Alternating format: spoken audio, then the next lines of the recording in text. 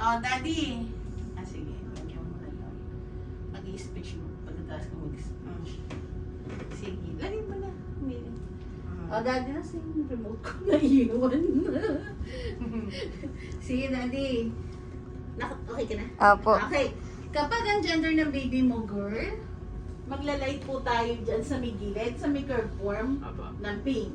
Pag naman po boy, magla-light tayo ng blue. Okay po. So, girl pink, boy blue. Okay. Okay? Ang gender ng baby nyo ay 1, 2, 3.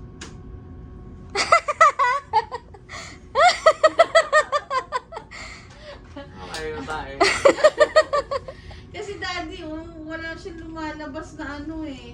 Kasi ang lalaki, alam mo na may putotoy, no? Opo. Pero yan, kada magpapa-check up ka or magpapa-measure ka ng baby mo, tinitingnan lagi namin yung gender.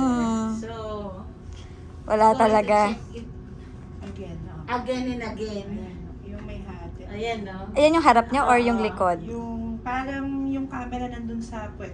Ay, dito sa baba. At yung dalawang hita. Naka ano na yung dalawang legs eh. Walang lumalabas na to, kundi yung, alam mo yung labia? Yung tatlong hati.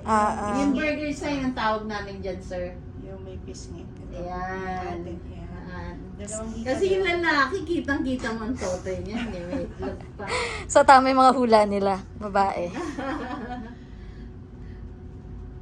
Ano, sir? Isa pang chicken joy?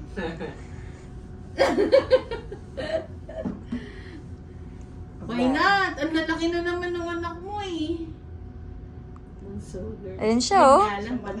Ayan siya, Malo. Sumakit na ulo. Sumakit ulo niya. Nalaman na yung gender niya.